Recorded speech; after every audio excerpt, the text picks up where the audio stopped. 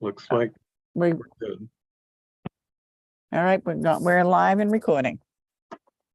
Good morning, everyone. Hope you're well. Calling the Board of the Commonwealth Health Insurance Connector Authority annual meeting to order, please. So good morning, everybody. We have a quorum. The purpose of the annual meeting is the election of a vice chair. Gesundheit. And Michael Chernow has been serving in that capacity to date.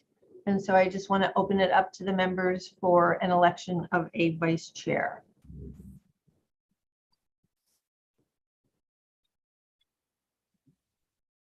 Is there a nomination on the floor? I'd like to nominate Michael Chernow. I would like You know. to, I would like to second the nomination. I was trying to read his face to see.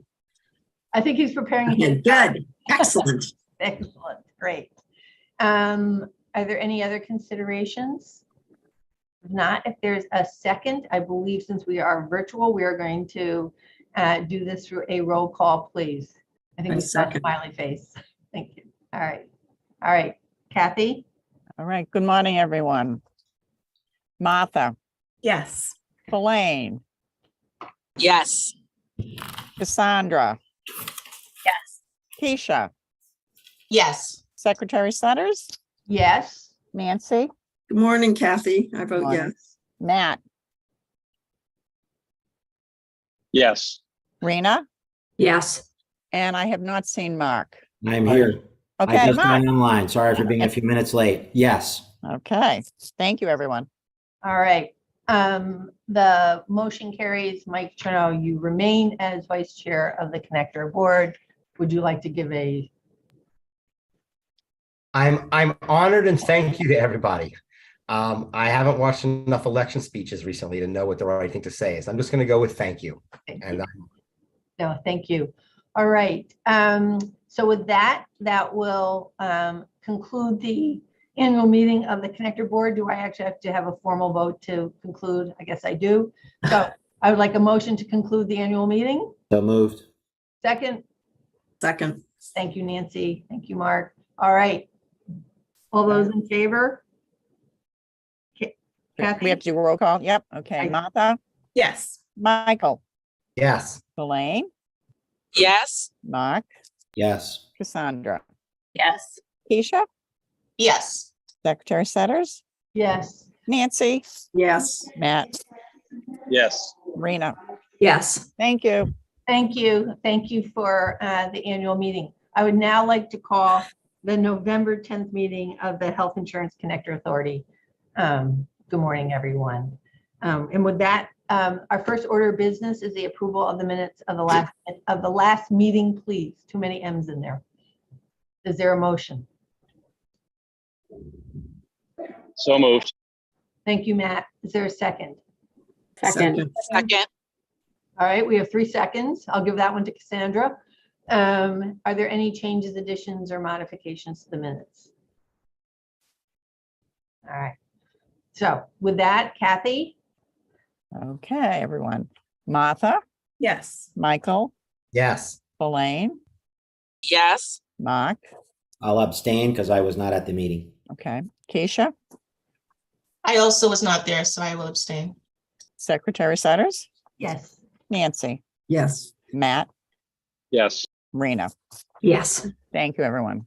Great, thank you. So it's a busy time for the Connector. We all know we walk into open enrollment, look to await the news from the federal government in terms of the public health emergency and the process of redeterminations and the work of Mass Health and the Connector, as well as I know we have a vote and the like. So this is, it's always a busy season, but this always feels to me as we come into November, it's always important work of the Connector. But with that, let me turn it over to Louis and the Executive Director's report. Thank you, Secretary. And good morning, all. And a belated welcome to open enrollment for 2023 health coverage. It started last Tuesday and runs until January 23rd. And thanks to months of work put in by several teams, including our partners at MassHealth, so far, it has been the smoothest lead up to an open enrollment we have ever had.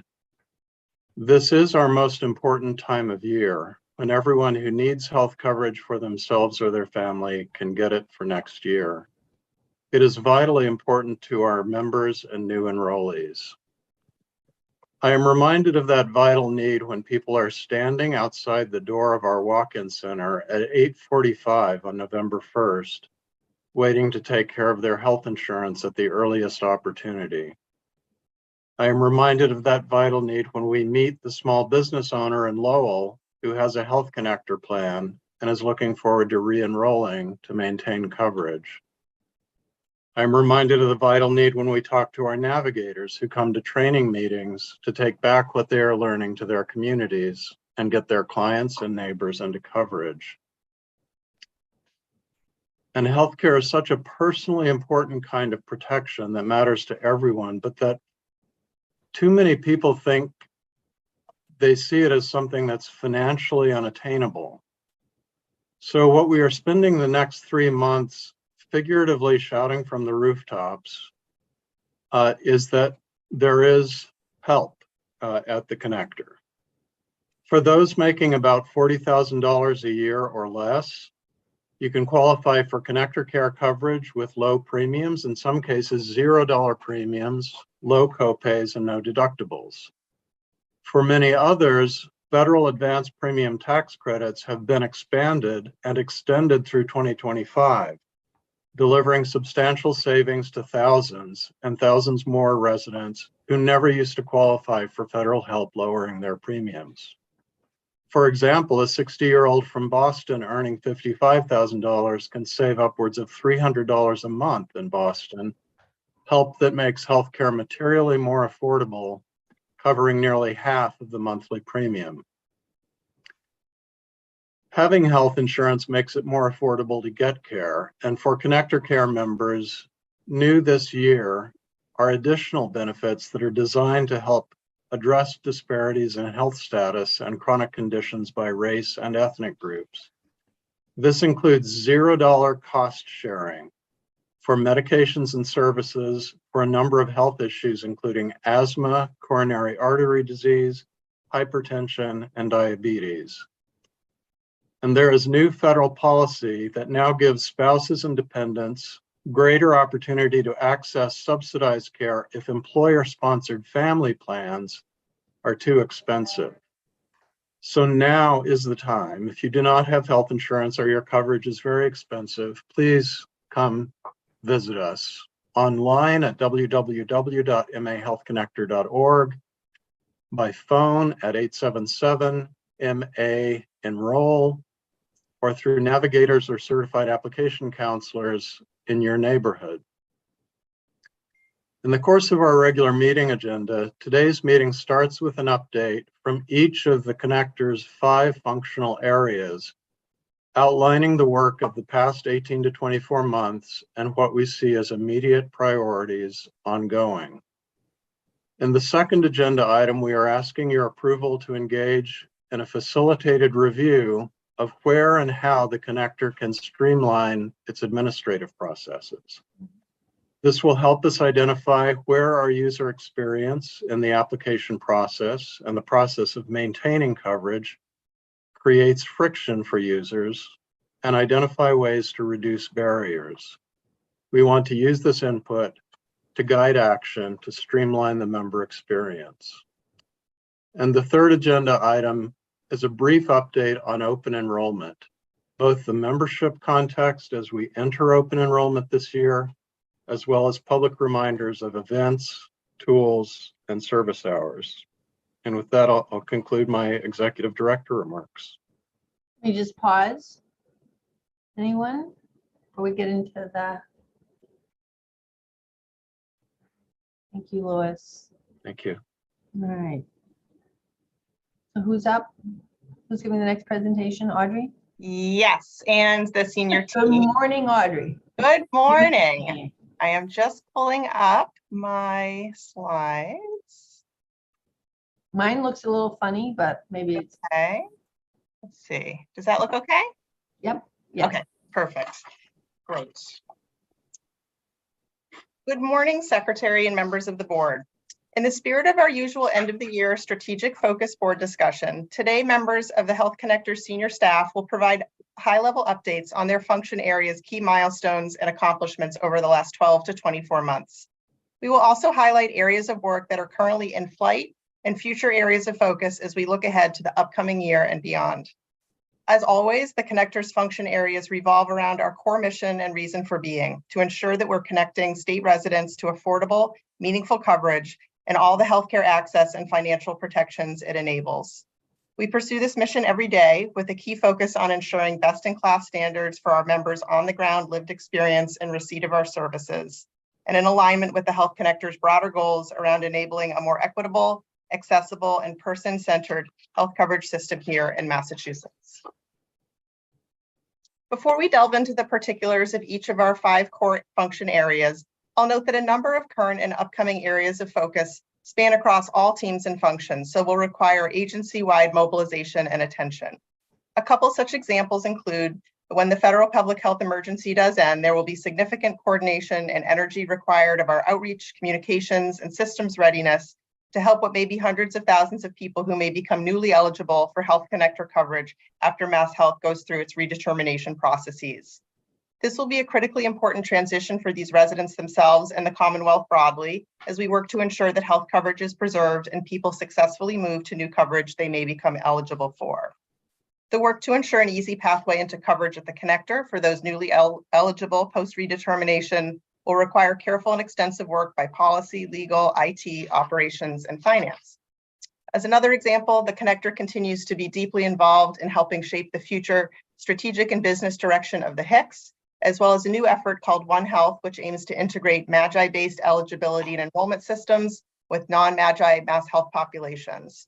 Alongside these ongoing efforts, the Commonwealth continues to make efforts towards an integrated eligibility and enrollment, or IE&E initiative, which will allow for a single portal for Massachusetts residents seeking to understand what benefits they may qualify for and facilitating access to those programs. I will pause here for any questions before we move into the team-by-team updates. So, Nancy, was that you? No, I defer to you, Secretary. No. I was not looking at hands up. I can make my comment afterwards, please. Okay. Audrey, could you say just a bit more about the One Health initiative? Sure. And Louis, feel free to jump in anywhere here. And I was going to jump in on this also, but go ahead. You can start. Okay.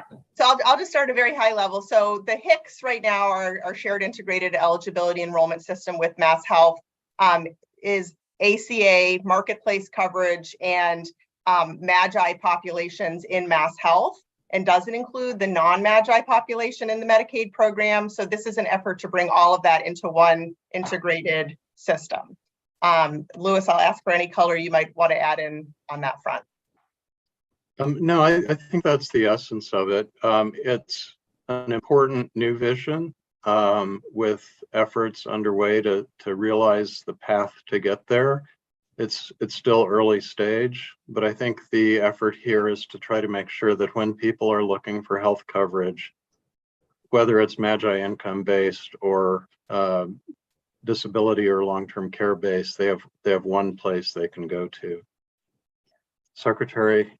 Yeah, so this is so the goal is to really have for the major public benefits with MassHealth and the connector at the core, but also the ability to apply for like DTA benefits, public welfare benefits.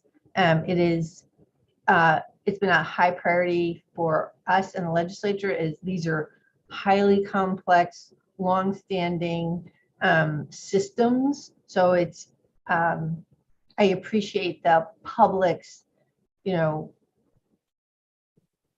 intensity about, a common application, a common ability to apply and not have to put in all your information multiple times.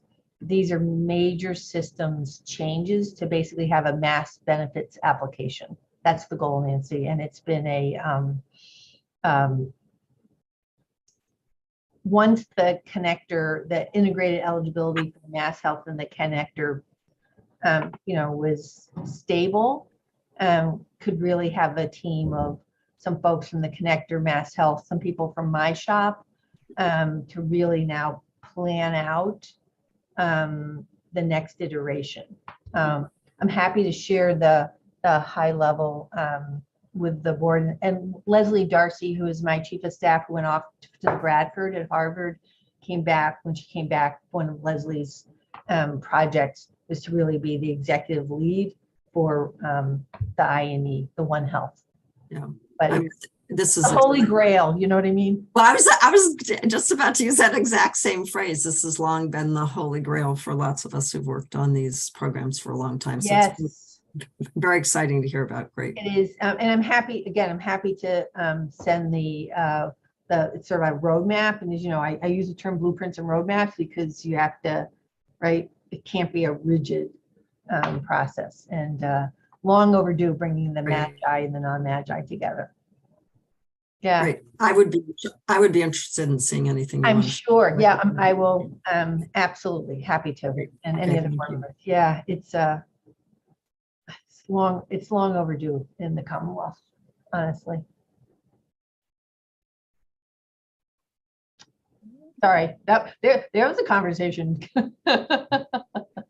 It is very exciting, particularly for consumers, I think, when we get this right.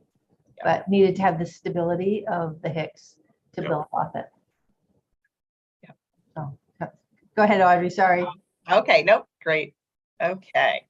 So moving into the function by function updates, I will kick us off with the policy team's recent milestones and a look ahead. So over the last 12 to 24 months, the policy team has taken steps to improve the value of health insurance products and programs that it offers, and has done so with health equity objectives at the fore. Specifically for 2023 coverage, we introduced an equity-focused value-based insurance design, or VBID initiative, by eliminating connector care cost sharing for medications and services associated with diabetes, coronary artery disease, hypertension, and asthma, conditions that disproportionately affect communities of color. We also adjusted state premium subsidies to ensure that our lowest income connector care enrollees, who are disproportionately immigrants, had meaningful and affordable access to a range of carriers and providers starting in 2022. We took steps to make enrollment in health coverage easier. We did this through our Simple Sign Up program introduced this past summer, our introduction of an automatic enrollment feature in HICS for people qualifying for a $0 plan, and by enhancing our navigator presence across the state to make sure people have access to one-on-one assistance with the application and enrollment process in a range of languages in their own communities. Looking at our role in the health insurance market more broadly, we took steps to intensify reporting requirements for health sharing arrangements seeking to be considered minimum credible coverage and publicly reported on the findings. This reporting highlighted the lack of consumer protections for these alternative coverage arrangements, making Massachusetts the first state to do so. We also took steps to ensure residents who do end up in non-compliant health plans have a safe pathway into legitimate licensed health insurance coverage through the Health Connector, through public awareness campaigns and special enrollment periods. We also worked closely with our fellow state-based marketplaces and national policy conveners like NASHP to draw attention to the impact of enhanced ACA premium subsidies, creating momentum for inclusion of that extension in the final Inflation Reduction Act bill, which was ultimately signed into law by the president in August, bringing hundreds of millions of new dollars for lowering healthcare costs in Massachusetts. Looking now to areas of work that are currently in flight or that are likely to occupy our focus for 2023 and beyond. On the product and programs front, we expect that our work will be chiefly focused on bringing the 3 new carriers that will be joining Connector Care into the program. This includes coordinating their policy and program understanding and operational readiness to participate in the program and offer coverage for the first time to Massachusetts residents below 300% of the federal poverty level. This will also entail related work for the connector, like issuing guidance regarding network rules and participation guidelines that we anticipate issuing in advance of the 2024 Seal of Approval RFR that issues in March 2023. We're eager to effectuate this change in order to ensure that our connector care population have the same breadth of carrier and provider choices as their higher income peers in the rest of the health connector marketplace and merged market. On the enrollment and member experience fronts, As we will discuss in the next presentation, staff are eager to commence an administrative burdens audit conducted on the experience of individuals seeking to enroll in and stay in Health Connector coverage. This effort is centered on ensuring there are no unnecessary or inequitable administrative barriers for people trying to get their coverage through the Health Connector. We are also gearing up to prepare for significant volume of membership movement back into the Health Connector upon ending of the federal public health emergency when that does happen. Our public outreach and community engagement portfolio is undergoing a fresh look, and we will re-procure an outreach vendor next spring with an RFR that will reflect our updated strategies based on the latest data, best practices, and creative thinking. Lastly, I'll note that when we look ahead to how we make best use of our unique role in the health coverage landscape, we seek to find new and more assertive ways to use our market presence to advance population health, health equity, and policies that will lower costs for Massachusetts residents. We will pursue ever more effective ways to partner with EHS, DOI, and others to progress forward in these areas with greater urgency, broad-mindedness, and creativity. With that, I'll pause for any questions about where the policy team has most recently been and where it's going before handing it over to Nelson for updates from the operations team. And anything that anyone else is seeing on the horizons? Nancy, I saw you unmute, so I'm assuming. Oh, yeah. Thank you. Yeah, you can't just, Zoom has so many wonderful and odd things about it. Audrey, that's, a very impressive list of accomplishments and things. What do you think the most challenging on this list is going to be? Like if you were lying awake at night, pondering or worrying, what's most on your mind on this list? They're all challenging. I would say the last item around healthcare costs in particular, I think is, a challenge that's vexing all of us in the healthcare space, to make sure we're making best use of the tools we have to be bending the curve for residents themselves, has obviously proved elusive on some level. And so I think we're still trying to figure out ways to use the tools we have to advance that. So I think that would probably be what comes to mind. I certainly think the coordination around the end of the PHE is a tremendous opportunity. Yeah. And I think the state is really well positioned for a number of reasons on that front, but it will be such a significant volume and an undertaking that's not similar to anything we've done in many years. But the good news is we've had a lot of time to prepare. We're in very close coordination with Mass Health and other partners. So I think we'll be well positioned, but I don't want to underestimate what a significant undertaking that will be. Yeah, and that should be, while substantial, short term. Right. Whereas healthcare costs are a lifetime, it seems. So Exactly. thank you. I think that's all right. Thank you. Great. So I will hand over to Nelson, and Nelson, just let me know when you want to advance. All right, thank you, Audrey. So as an overview, the Health Connector operations team is responsible for providing customer service to individuals and small businesses. This includes assisting applicants and members through direct interactions over the phone, chat, or in person. This also includes back office support for ongoing operations such as enrollment, billing, and noticing functions, as well as handling of member requests that can't be resolved during an initial interaction, like requests for retro enrollment, reinstatements, refunds, escalations from members or carriers, notice fulfillment, and document processing. And most of these functions are handled by our vendors with oversight from the Health Connector. However, we do also have our internal BUDS team that's responsible for directly resolving escalated member issues. So some of the recent milestones in operations include providing a stable contact center performance over the course of 2022 through October. We achieved an average abandonment rate of 1.6% and an average speed of answer less than 32 seconds, which is an improvement over our experience from the previous year. And so far during open enrollment, as we're starting to see increased volume, we're still within those ranges. Average abandonment rate currently through end of day Tuesday, we're at a 1.4% abandonment rate and an average speed of answer of 53 seconds. And other milestones throughout the previous year include improve resolution and aging of member case inventory. We've added new contact center features like chat and email and text messaging. We've improved the shopping experience for small group employers, employees, and brokers, including allowing employees to enroll in health and dental plans in one session. Increased our presence in the employer and broker community by participating and sponsoring events throughout the state. And we've increased our broker participation on the small group platform, which has actually increased slightly from what you see on the slide here. As of yesterday, we are at 51% groups brokered for the first time.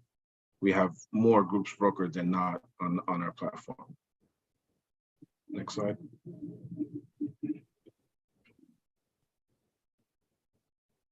And as we look ahead, areas of focus include expanding our language support to include Portuguese, expanding on our text messaging capabilities to allow for more proactive messaging that would help members better manage their enrollment and avoid missing key deadlines.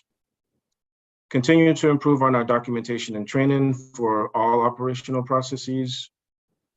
Improving our RFI, or request for information process, by providing better notices to members explaining what they need to submit to verify their information, and allowing more options for members to verify their information. And on the small business side, based on feedback from small businesses, we want to continue to improve that shopping experience. And one item that's specifically called out is allow more visibility to employers and brokers regarding the employee rate so that they can be better informed while making their shopping decisions. And also on the small group side, focusing on what are opportunities to improve small business engagement throughout the year, and also retention upon renewal. So for example, how do we increase our participation in the Wellness Connect Well program? And are there opportunities to provide more support and touch points with employers and brokers throughout the year to help improve our overall retention? I'll pause there if there's any questions for ops before I hand it off to Michael for IT updates. So I have one. So can you go back one page, please, Nelson? This, yeah. So so first of all, 31-second average speed of answer is terrific.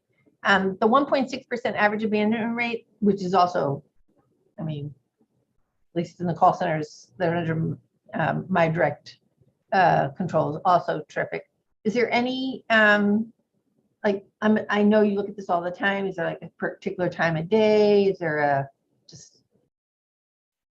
do you have any sense of the cycle of the? Yeah, I do want to be clear, like these are terrific. So it's like, so how do you go from terrific to superb, or excellent to superb?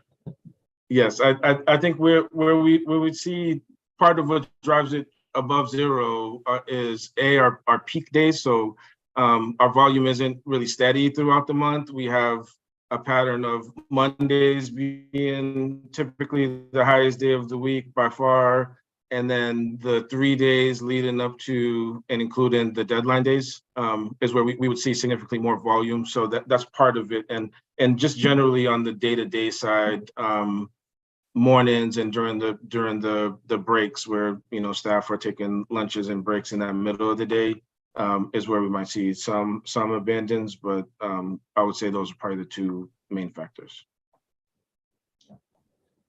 And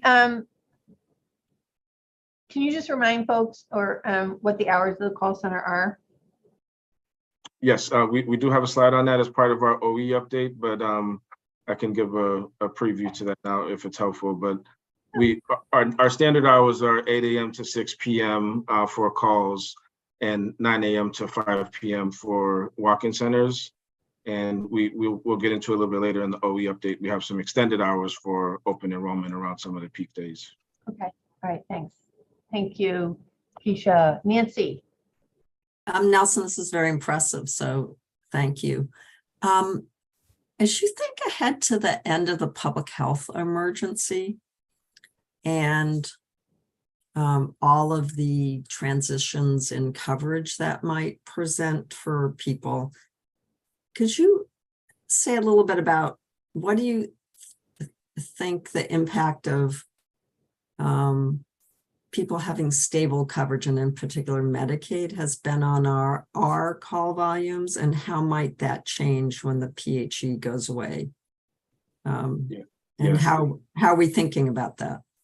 Yes, definitely something we're thinking about on two levels. I say one is generally we do expect to see more call volume generally as our base of membership increases. So we have to be prepared for that increase, not just for that transition period, but beyond, right? So if that's going to be kind of going back to our old levels of contact rates and call volume.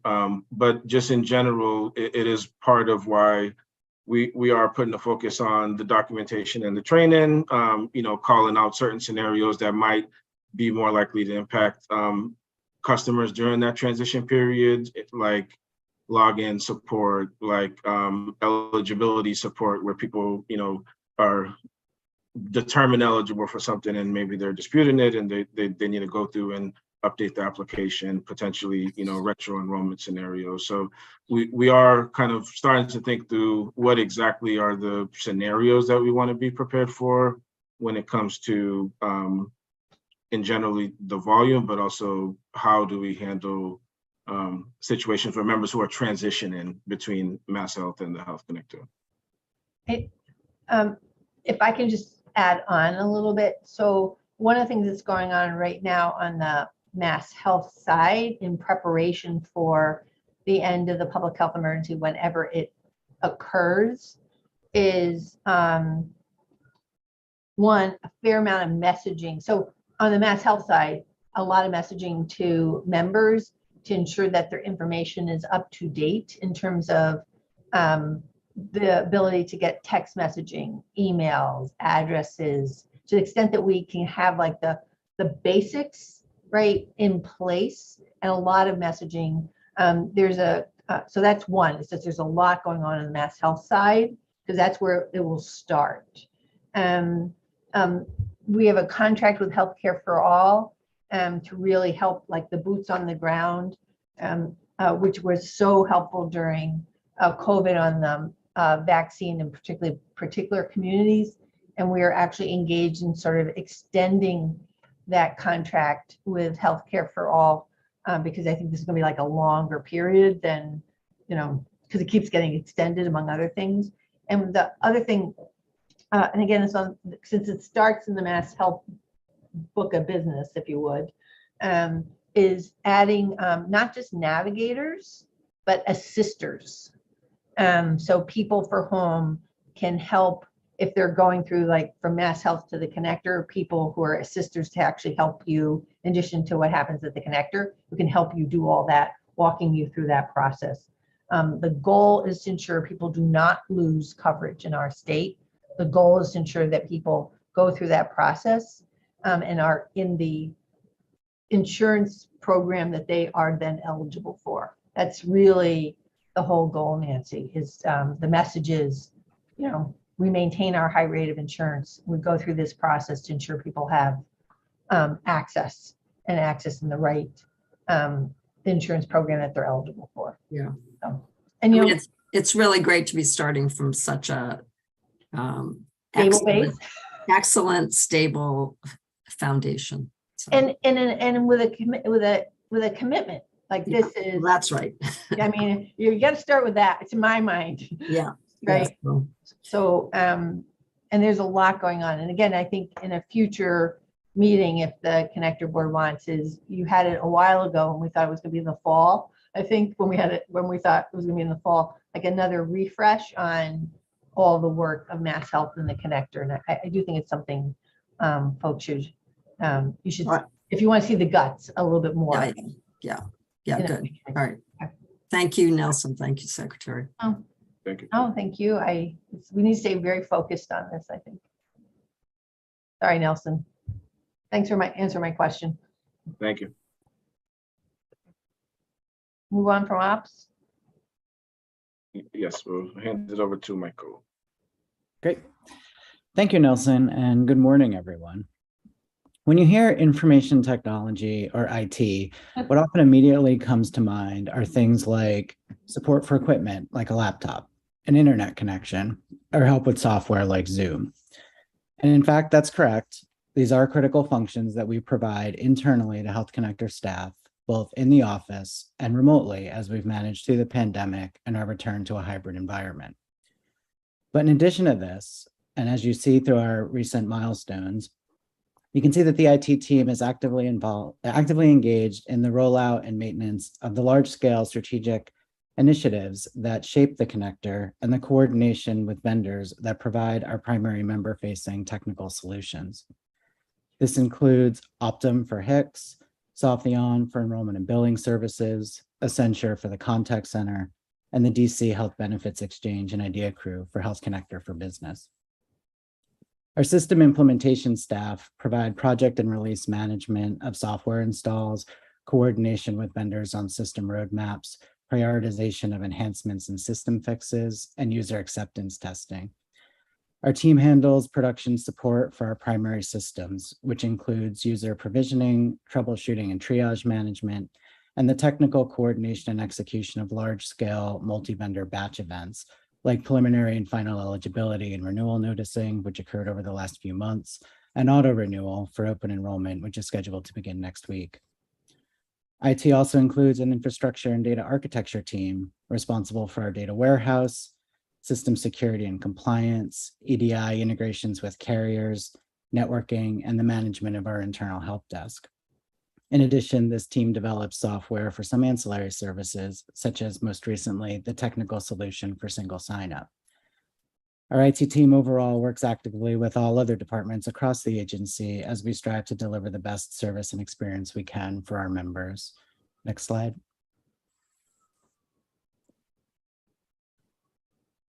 We have many things to look forward to in the coming months and year ahead.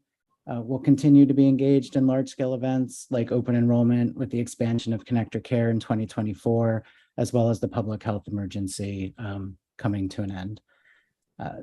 We're looking forward to further expand our use of cloud services for agency-specific work and data management. We're creating building blocks and examining how we can improve our presence online with search engine optimization. And more broadly, as the Commonwealth looks to build deeper integrated eligibility platforms like IE&E and One Health, we're developing an agency strategy and a readiness plan aimed at achieving a maximum benefit that complements the work we do for Health Connector members. Any questions for IT?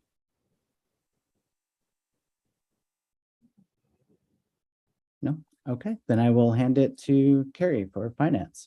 Actually, it's nice to not have to worry about IT at this point. I'm just saying. Very, very glad to hear that, Secretary. Thank you.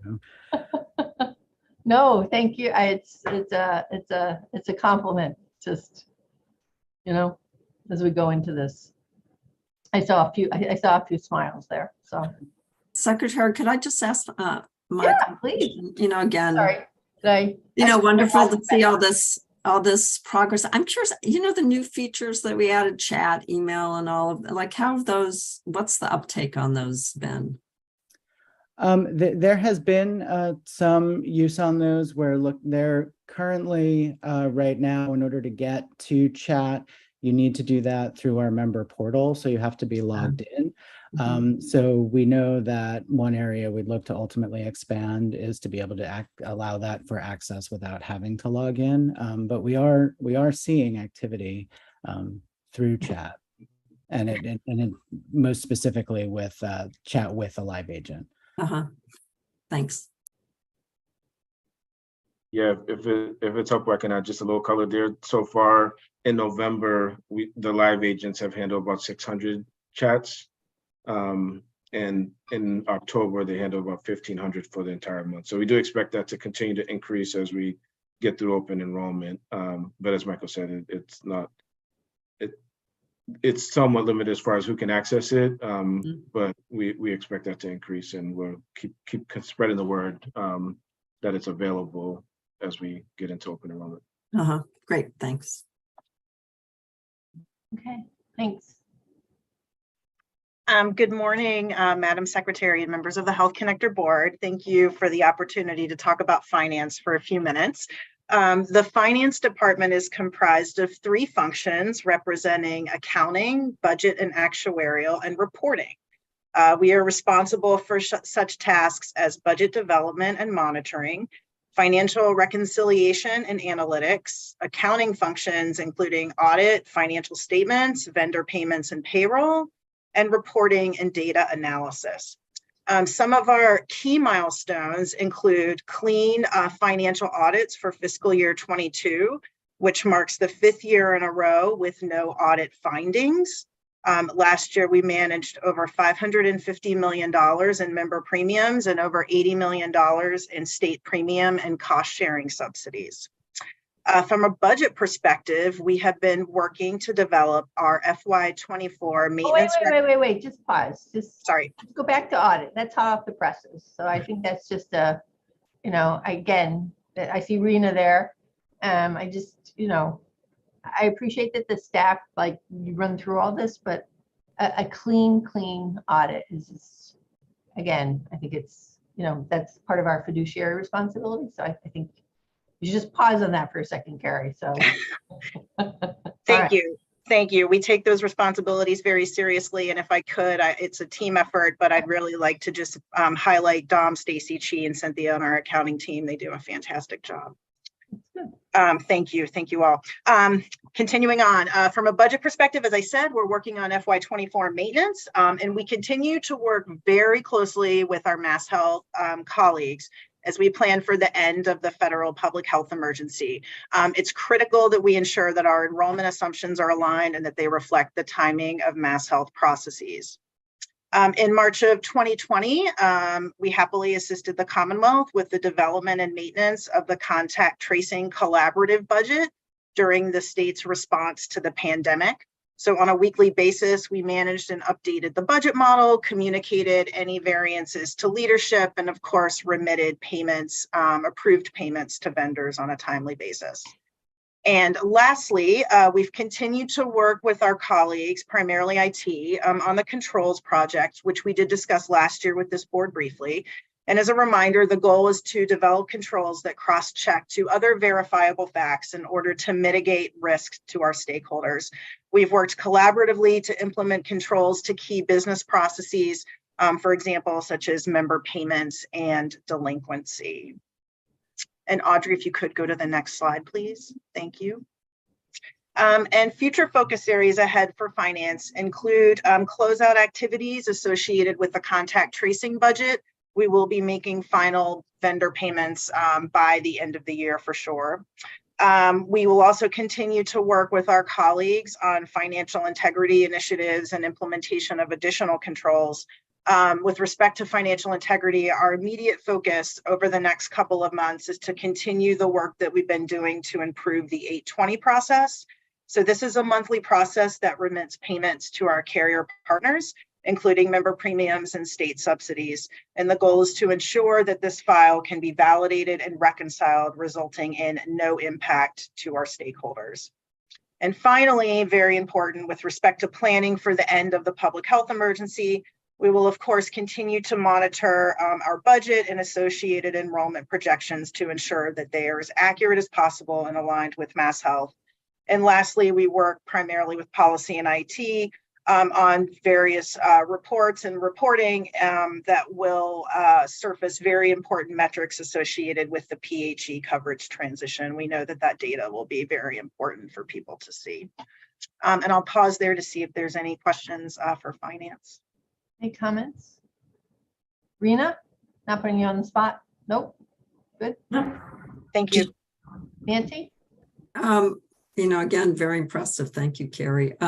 So what are you worrying about as we look forward? I worry about making sure that, with the end of the PHE, that everybody's aligned and we're as accurate as possible. It's very important because, as everybody knows, every time that this gets extended, this has significant implications for us, and what I worry about are the financial implications. And then, of course, I would say the other thing is just financial integrity initiatives. We just strive to be better and better, and we'd really like to be able to balance down to the penny. And we work with a lot of people in order to do that. So thank you. So the PHE is mainly on the enrollment projection side, and the revenue is that? Yes, ma'am. Yeah. Okay. Yep. So our formal budget projections now assume an end date of January, but we've already modeled a potential extension to April. Yeah. Okay. Right. Michael? Thank you. Yeah, so first of all, to everyone that's spoken, I think it's really easy to gloss over the how smoothly these different aspects of the connector are working. So again, I thank you for pausing us, Secretary Sutters, and kudos to everybody. My question is, and it's not really exactly a finance question, but it relates to some of these things. Do we think we have the resources? Are we comfortable we have the resources to accomplish the goals we have to accomplish? There's a lot that was set out in IT and some of the things that some of the policy goals that require some resources to implement and implement well. And I'm just interested if we think we have those resources to accomplish the aspirations that's been laid out. Great Maybe question. if I can provide an initial response, and then Carrie, who always keeps my conscience clear, will correct me if I overstate. We have made accommodation in our budget planning, both for the balance of this year and for fiscal 24, for expanded capacity for the public health emergency in particular. This entails expanded capacity in the call center, expanded capacity for navigators, expanded outreach capacity. And so, you know, that's one of the major new efforts. And we've really tried to think through that in our budget modeling for the balance of fiscal 23 and 24. I think the opportunities in terms of the strategic systems initiatives are great. Strategic systems initiatives are always a time of real change and transformation for all of the organizations involved.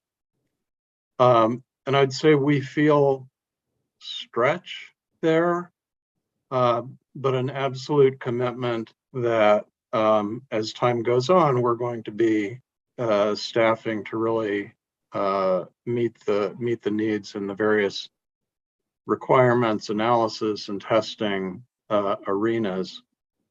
But that's one I would say we need to monitor over time. And with those couple of things having been said, I'll let Carrie be the truth teller of concerns she might have, or any of our other functional leads. No, that's correct, Louis. You got that. You got it right. There's a number of contingencies that we have in the budget with respect to the PHE. I think, again, as I think about both roles that I have as both the chair of the connector board and with Mass Health, is to ensure that we have enough flex in both Mass Health and the connector, depending on the timing of the public health emergency, which is why we've been asking both Mass Health and the connector to sort of reforecast budgets based on, you know, our estimations of when the public health emergency ends or doesn't. So I think going into this, I think we are reasonably resourced. Yeah. I just, if I can interrupt or just add one other point. I use the word resources somewhat intentionally. It is certainly related to having enough money, and I appreciate the way the budget goes. People. Exactly. That's what I was going to say. Making sure every place I know is having such a hard time hiring people, hiring the right people, retaining the right people.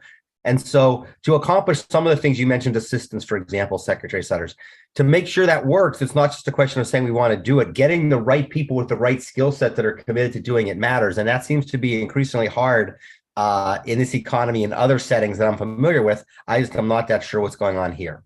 Yeah. Nope. Great question. So how are we doing on hiring and the likes?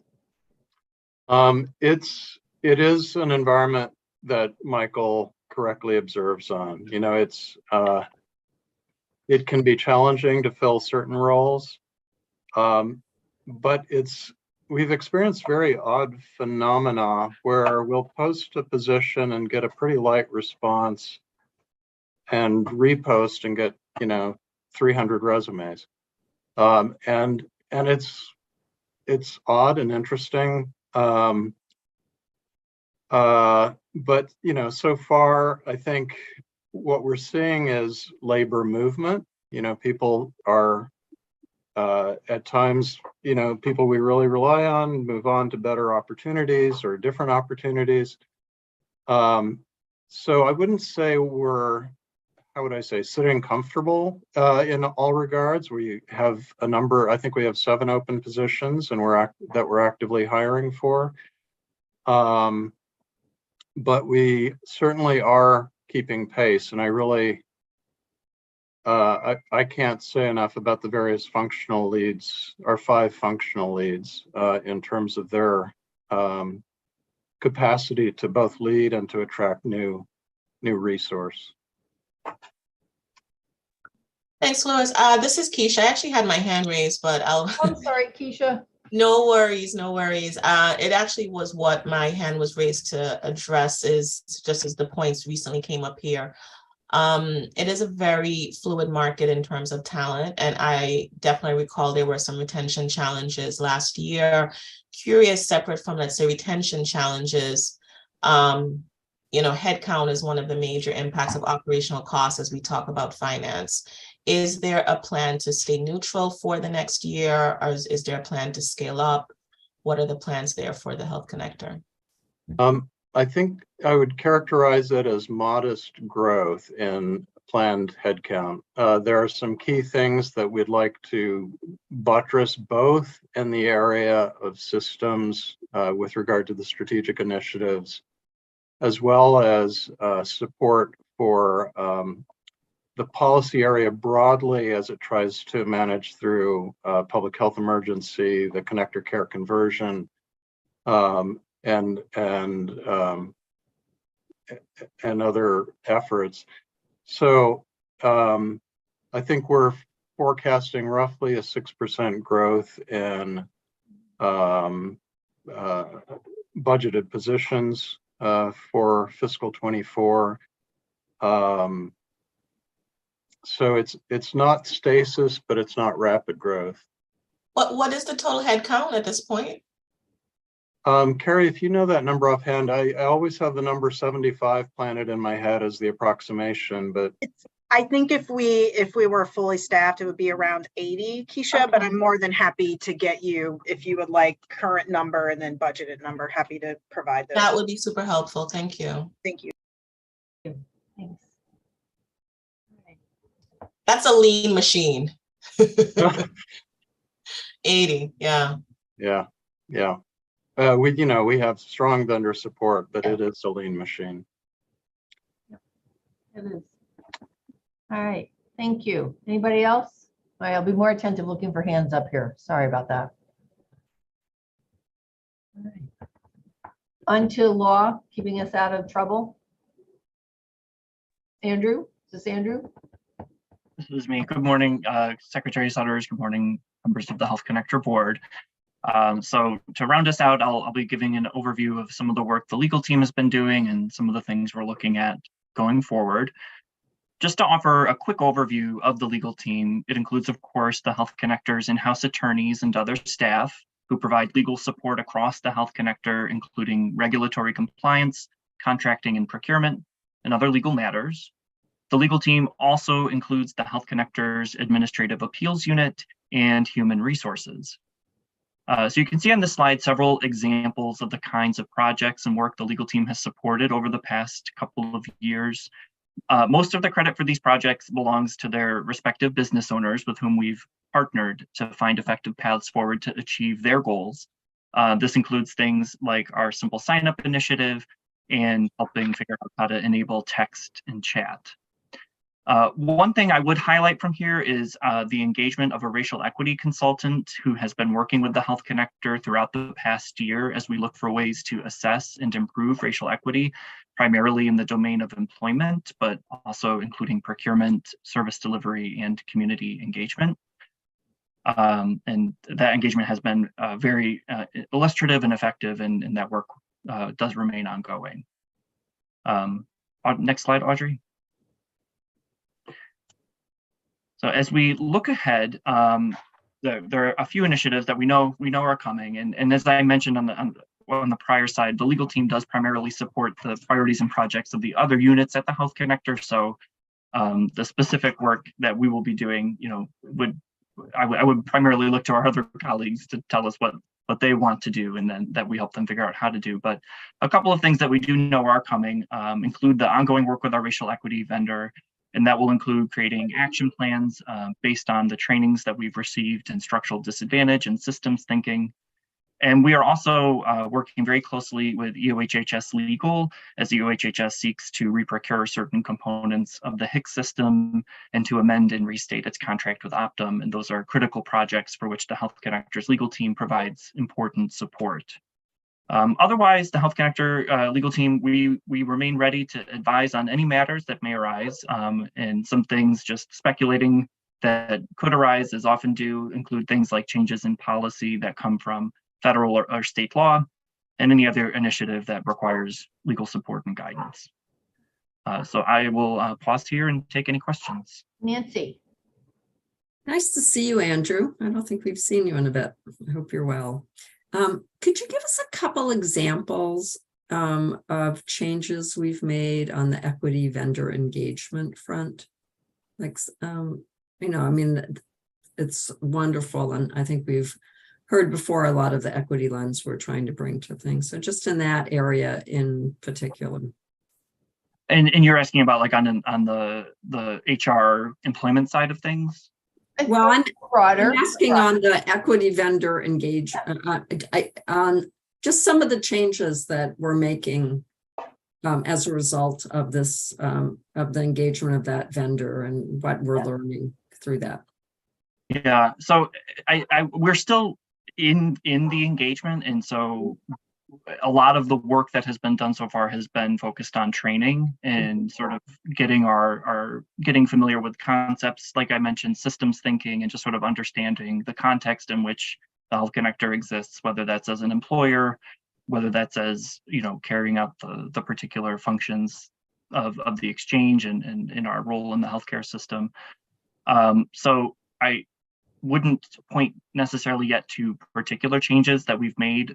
We're getting ready to, at least on the legal team, put together some action plans that will really organize next steps around things like hiring and other employment policy, and we'll be taking another look at our procurement policy. Those are things that I would point to as living sort of in my shop.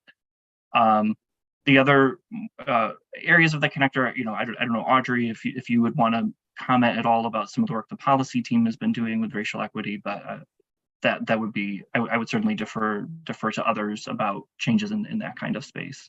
Yeah, and I think we've heard in previous meetings on the policy, and I was just curious in your shop in particular, and particularly in the vendor angle, what some of your thinking is. So we'll look forward to hearing more about that as the work evolves.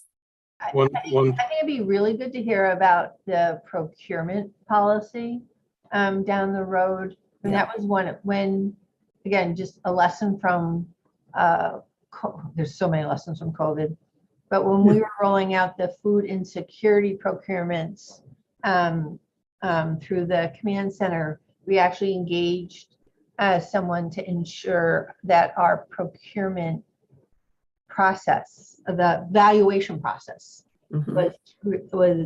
was really through an equity lens, and it was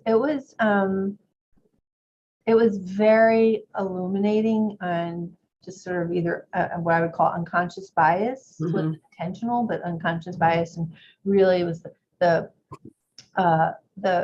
group we brought in to really just go through the entire procurement process on food insecurity for us. So I think it's those kinds of, it's the whole organization, but there's just certain processes that government has historically used that really has to be completely or quasi just completely relooked at. Just procurement, Yeah. And the like. So, Yeah, and I think it's not just government. I think any of us who work in organizations, large and small, who are yeah, serious about doing this work. It's very, it's everything.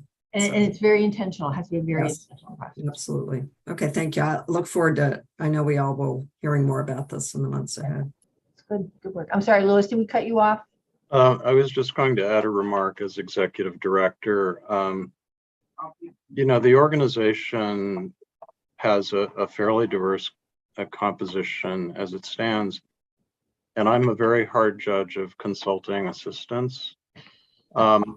But I will say that these racial equity discussions facilitated by the firm that legal and the procurement team selected to do them have been incredibly enriching from my perspective. Even just talking amongst ourselves about key priorities, experiences, perceptions. And so I think, and the consultant was very helpful in terms of bringing examples of strategic plans and community statements and techniques and measurements. So we have a ways to go. This has been mostly training at this point, but I would say it's a very rich training. One of the more fundamentally transformative discussions of the last 8 years. Thank you, Louis. Thank you. Anybody else? Yes, I had a raised hand, please, if it's okay. It's okay. You know what it is? It's your back. It's the background. The background, maybe, So I yeah. can't. So I don't see it. No I'm so worries. sorry. I'm No gonna worries, no share worries. it. Yeah, the question is for you, Andrew. Great to see you as well.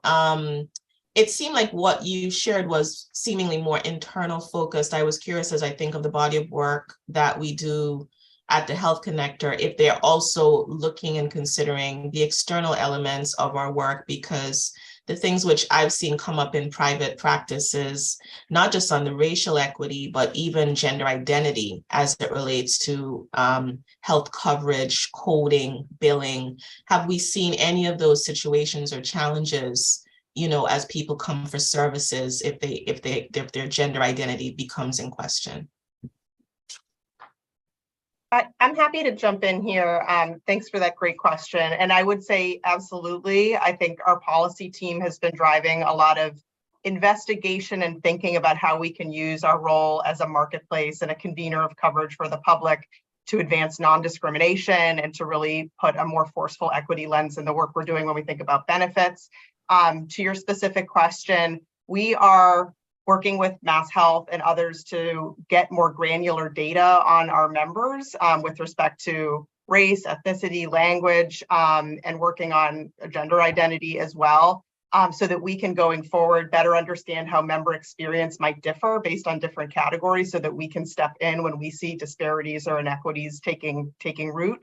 I would also note we've used our seal of approval process over the last year or two and plan to intensify going forward to make sure that we're holding our carriers to really strong non-discrimination standards in terms of benefit design.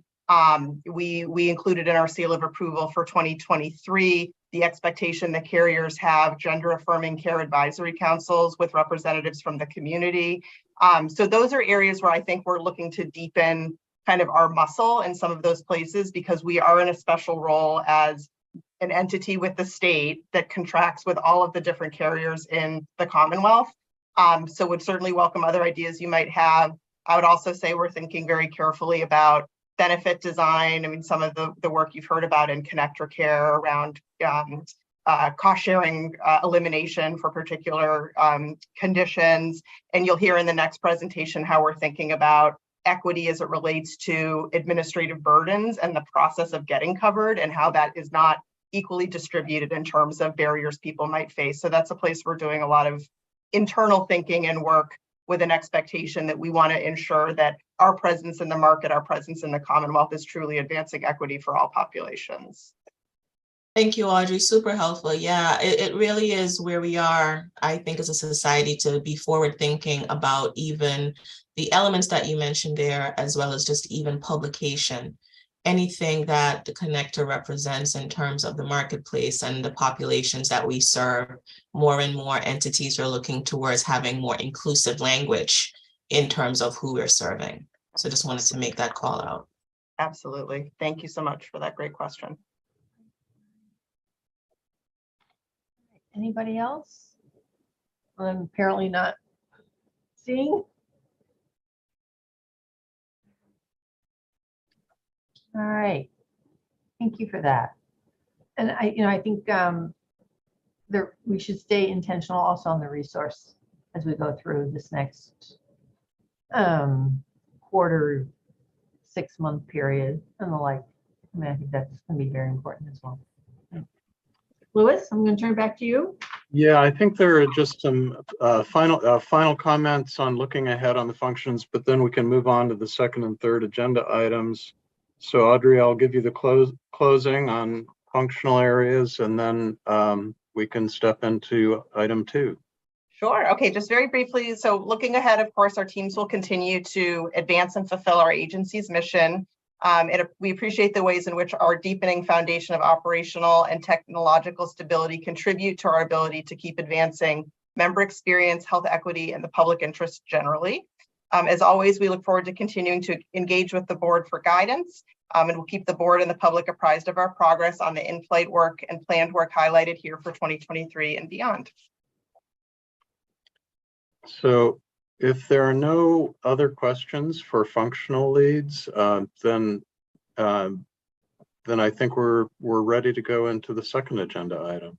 I think in closing on this, I would say that this this deck and this conversation provides a good foundation for the board to consider to go into a strategic planning process for the future. And that's really what this was meant to be, I think, is to sort of set the groundwork for sort of a more intentional strategic planning process. So think of this as like a bridge to forward thinking. So I just want to thank the staff and the board for all the comments, and I can actually see everybody now, so maybe I'll actually see hands up. My apologies. I'm sort of getting zoomed out. And one of the things I put on the table for the board is to consider coming back in person for board meetings starting the beginning of the year. So we'll just put that out there as well. So thank you. A lot of hard work as always. So let me turn it over on, here we go again. Here we go again. Let me just get my slideshow. Okay. Does that look okay? Yep. Okay. Great. All right. So I think you need to put this in a bit of a context, I think, for people. Yes. Yes. So I think everyone has a different definition of what an administrative burden means. Yes, our goal is to walk through what it is, why we care about them, and what we hope to do about it with the board's support. Absolutely. So good morning again. Hello again. Today, we will share an update on our efforts to identify and address the issue of administrative burdens and the Health Connector's application process and the experience of members seeking to maintain health coverage. We will also ask for your approval to execute a contract with Manatt Health Strategies, a vendor that was competitively selected from a field of 5 bidders to conduct a comprehensive administrative burdens audit for the Health Connector.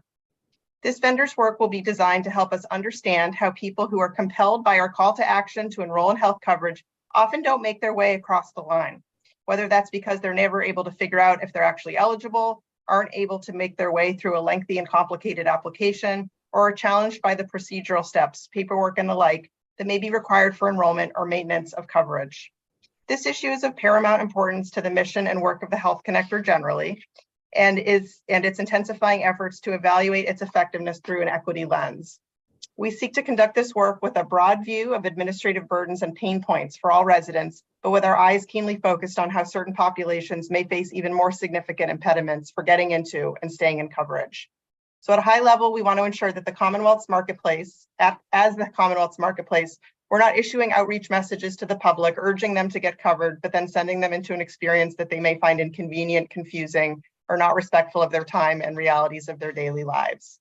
We aim to make sure we're not asking people to jump through hoops that those of us who have, for example, employer-sponsored coverage would never encounter. So what are administrative burdens? To step back for a moment, we want to level set on what they are and what we're talking about when we use this term. Administrative burdens are the process steps or obstacles that can slow people down or prevent people who are eligible for a benefit or service from actually accessing them.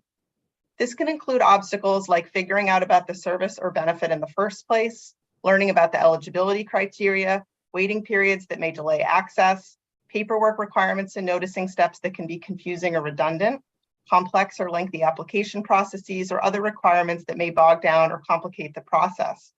Sometimes these kinds of procedural barriers are referred to as a time tax. They take time and resources, often from populations who have the least of them, to get the help they need. There is extensive and growing research and evidence about the problematic role that administrative burdens can play in minimizing the overall impact of benefits and services among the very populations they exist to support. The federal government has begun to focus more in the last 2 years on administrative burdens. We would be interested in changes in this area regardless, but increased federal attention and policy support for administrative burden reduction may provide unique partnership and collaboration opportunities as we look ahead. We also want to note that these impacts and dynamics are not theoretical to the Health Connector.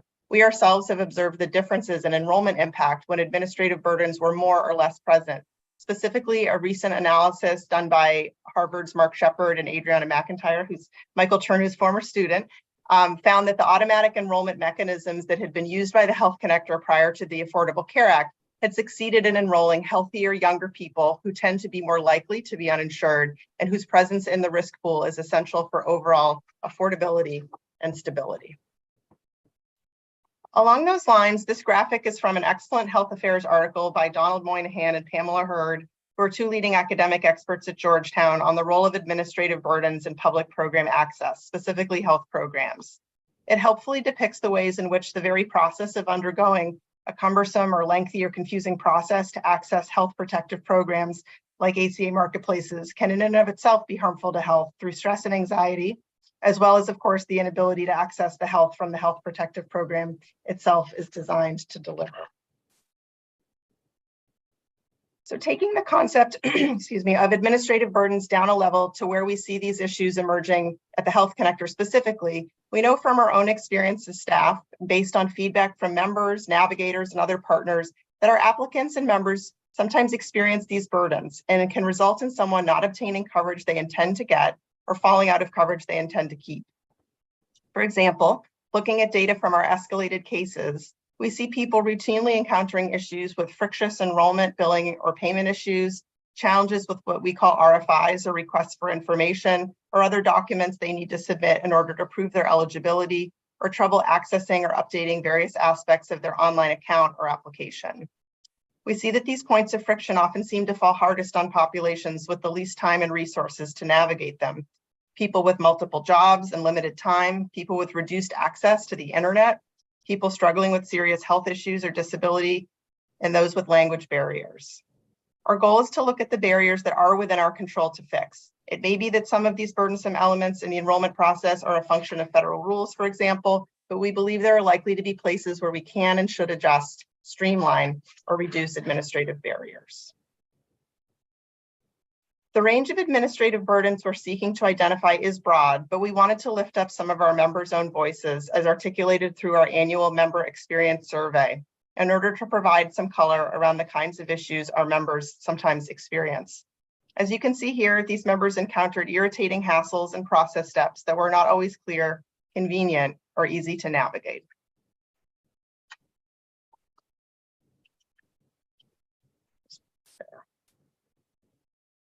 Is there another page? Yes. So before we begin discussing our work to solicit an external vendor to help us conduct an independent, objective audit of administrative burdens, I wanted to also note that internally, staff have begun to elevate this issue and take steps to address problems where we see them. The comprehensive outside-in approach of the vendor will be critical for us to bolster and round out the early steps we've begun to take, such as increasing ways that members can be reinstated back into coverage if they've had a lapse, the steps we took earlier this year to allow people to be automatically enrolled in a plan if they qualify for a $0 option, our work with the Department of Revenue on the Simple Sign Up program, which allows tax filers to check a box to have eligibility information sent directly to them, to name a few. We expect that our audit vendor will help us strengthen and complete identification of a fuller range of interventions that will make getting into and keeping coverage easier and less complex. So with that, I will pause for any questions, but otherwise we'll hand over to Marissa to walk us through the procurement. My question has to do around timing of this, but we can go through the rest of this. Okay. So I'll hand to you, Marissa. Great. Thank you, Audrey. Good morning, everyone. So given the evidence that administrative burdens keep people from coverage, we issued a request for responses in May to solicit bids from vendors for a first of its kind audit in this space. The RFR outlined 2 phases of work. First, the vendor would identify burdensome processes and policies hindering enrollment in and maintenance of Health Connector coverage. And second, the vendor would outline changes needed to reduce these burdens and organize them into phases for implementation, creating an actionable roadmap to resolving issues. And 5 bidders responded. Next slide. Over the summer and fall, a cross-functional team from policy and operations with support from legal and finance reviewed the 5 responses and scored them across a variety of dimensions. We sought a vendor that had experience in our world and a team whose thorough understanding of ACA marketplaces would lead them to efficiently identify both problem areas and possible solutions. And it was important to us that the vendor provide actionable recommendations with a focus on equity, as well as project management support to make sure changes result in positive member impacts as soon as feasible. In addition to these criteria, we also scored on cost and overall value. Once our scoring was complete in early October, we requested best and final offers from the top 3 scoring bidders before bringing our recommendation to you today. Next slide. Our apparent Somebody needs to mute, I think. Our apparent successful bidder is Manatt Health Strategies, given their extensive understanding of both ACA marketplace landscape and Massachusetts healthcare reform. To complement their team's expertise, they've engaged a subcontractor, GoTo Research, to conduct user experience testing, which they've done for other exchanges as well, both independently and in conjunction with Manatt. Manatt demonstrated a strong understanding of disparities in insurance coverage and healthcare in Massachusetts specifically, including a recent publication with the Blue Cross Blue Shield Foundation outlining health-related racial inequities in the state. We appreciated that their proposal acknowledged and prepared to address challenges to participation so that we hear from groups that have historically faced barriers to health coverage and access. They included a detailed project plan, which I'll review in a moment, and will leave us with a roadmap to continue this work after the engagement ends. Their pricing was competitive relative to other bidders and was reduced with our request for a best and final offer. Overall, they scored 83 out of a possible 100 points on our rubric, which was 22 points higher than the second place bidder. So any questions on this before I move to the project plan? I think you should go to the vote before you get to a project plan, but that's me. We can do that, Audrey. But happy to move ahead. Well, does the project plan, I did not get this deck, so does the project plan include an implementation timeline? It gives a timeline for the first phase of the project related to the component identifying the burden. So we divide that into 3 work streams: a baseline assessment, a collection of user feedback, and a report. And we would be approving each of those work stream deliverables before moving on to the next, including moving on to the second phase of the project related to the solutions, which we would do under a second work order for underneath the contract umbrella. So this just outlines that first phase of the project and when those activities would generally occur. I'll just show the next slide too. Yeah.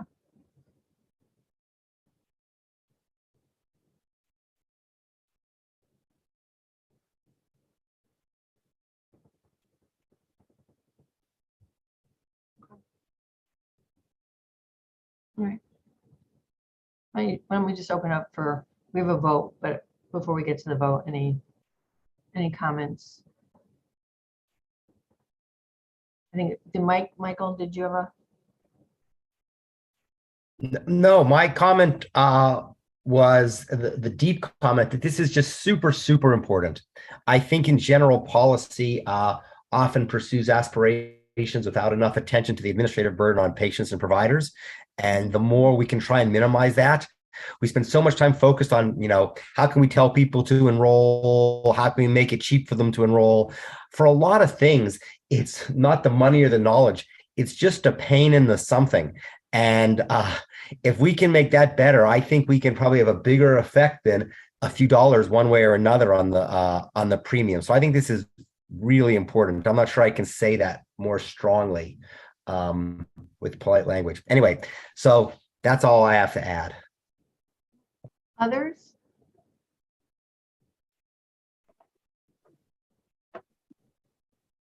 I believe very much in the work. I am a little concerned about the timing, but that's just me. This is coming, the timing would appear to be in the beginning of redeterminations. So it's a bandwidth question, that's all. It's not a not, it's just the timing. But,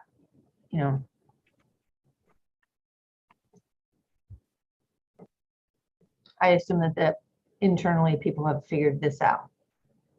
That's correct. And I think it's certainly a fair consideration. And we'll need, if we need to be flexible and adjust, we can certainly do that. But I think we feel prepared internally. We have a team here ready to support and engage with Manat, and they are really ready to hit the ground running. So I think we'll be able to manage this in alignment with needs as they unfold with respect to the timing of the unwinding of the PHE, but certainly prepared to be flexible if need arises. Okay. All right. Thanks. Anybody else? All right. I'm now staring to see if I see any further hands. All right. So we have a vote. All right. So we have a vote before us to enter into a contract. Is there a motion? So move, Secretary. Thank you, Mark. Is there a Second. All right. There are lots of seconds. We have Mike and Matt. All right. Is there any further discussion on the vote that's before the board? Is that you, Kathy? Oh, Kathy's ready to take. Oh. All right, Kathy. I'm ready.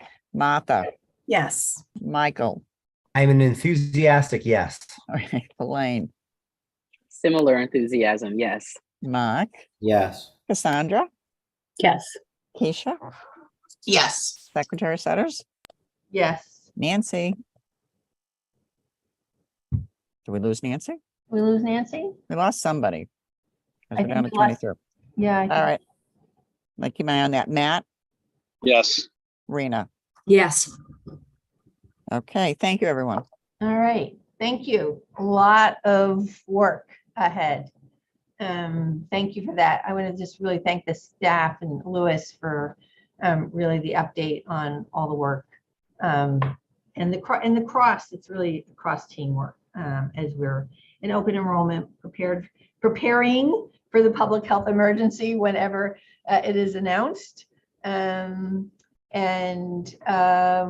And this very important work on diversity, equity, inclusion, and administrative burdens, because administrative burdens cannot be minimized. You hear my worry just around the scope of work. And as I think Keisha said, a lean machine at the connector. So with that, so this next agenda item requires a motion to move into an executive session. So for people who are in the general public, what we are proposing is that we will go into an executive session. Secretary? At your discretion entirely, but if you'd like, we can do a brief walkthrough on the open enrollment, or we can submit the deck to the board. How could I possibly forget open enrollment? My apologies. Not at all. And I think because of various time constraints, I would ask the team to be I feel like I'm in open enrollment. So I'm like, yes. that is my apologies to everyone. Yes, if we could roll through where we are on open enrollment and particularly highlight anything that's changed from last year to this year, I think that would be helpful. Thanks, Louis. Sorry. Not at all. Thank you. Thank you. Marissa? There we go.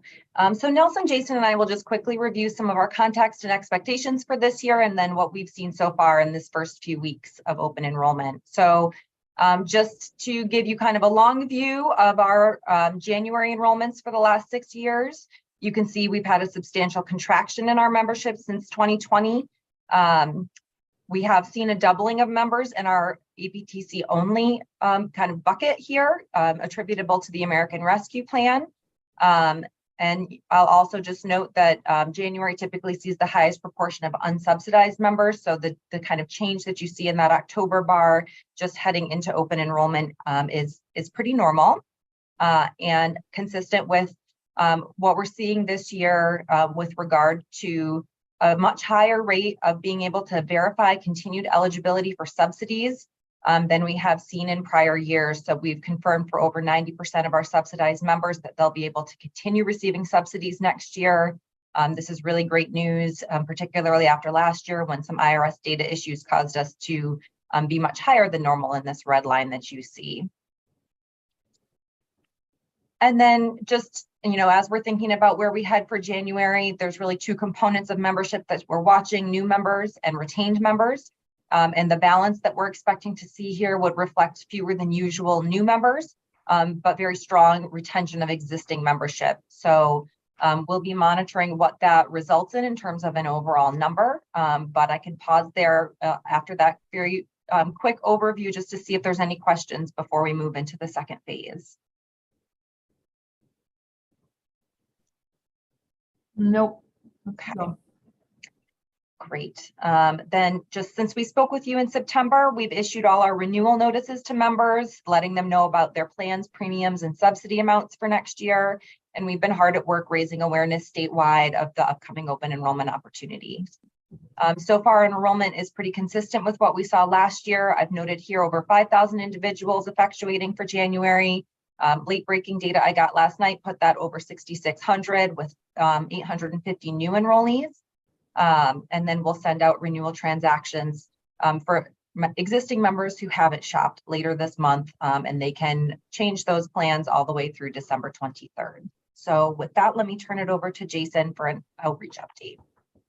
Great, thanks, Marissa. Hi, everyone. Just briefly where we're at on outreach at this point. A lot of our concentration leading up to open enrollment was on two different methods of community-based outreach. We've been doing our downtown community walks where we post signage. We meet with navigators, business owners, local officials. So we took care of those. I think we visited 7 communities. We've also been participating in large community events, trick-or-treating in downtown areas. We were in Salem the weekend of October 22nd and 23rd. So certainly a ton of people saw us there. Then this weekend, we're in Springfield at the Liberty Heights Fall Festival that have all sorts of activities, including a youth soccer clinic. And there's indoor opportunity there if the weather is not great. As we move forward into open enrollment here, starting to focus more on the paid marketing, particularly starting this week in earnest there and ramping things up towards the World Cup, which we talked about at the last meeting. But so a couple things there real quick. We've done 4 promotional videos with Fox 25 over the last month or so when we've been on the road. They all include our Stay in the Game, Get Covered taglines. Those started running October 25th, and they will air 75 times leading up to the start of the games. And then our World Cup activities on Telemundo really get going. Starting now, digital ads have already started. TV spots start next week. We'll run over 500 spots between now and the end of the tournament. And on November 30th, we have a half-hour program dedicated to the Health Connector and open enrollment on Telemundo. And just I'll note, our procurement team continues to work through the Boston and Lynn Navigator submissions. We expect to have the scoring work wrapped up by next week.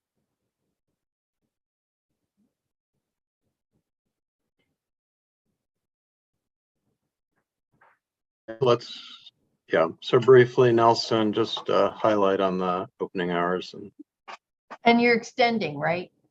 Yes, yes, that really is the highlight. So contact center is available to help with applicants and members, eligibility, enrollment, and billing needs. And we list here the information of how to get in touch with us. And then the extended hours that we do want to highlight for phone calls and chats include December and January extended weekdays, where we'll be open until 8 p.m. on the days leading up to and including the deadlines, and extended weekend hours in December and January, again, following the same pattern on the weekend days leading up to and including the deadlines.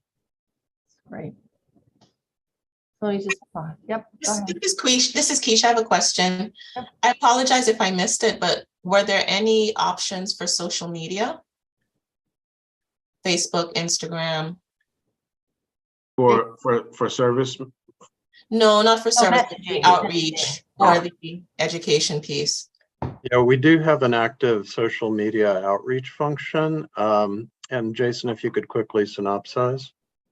Sure. So we have regular posts throughout open enrollment, encouraging enrollment, and then we do live video and other activities, including some of the celebrity endorsements. Those are on social media, and those will be timed for heavy rotation going towards the deadline in December. Great. Thanks so much. Of course. Great. Thank you for that. So we're in open enrollment, Jason. My favorite time. It is actually. It's exciting. It's exciting. I've been seeing the ads and the notices and the like. So thank you. All right. Any other questions? Nancy, you back? Did we lose you, Nancy? Yes, you did. My internet crashed, but my sister lives next door and I hacked into her network.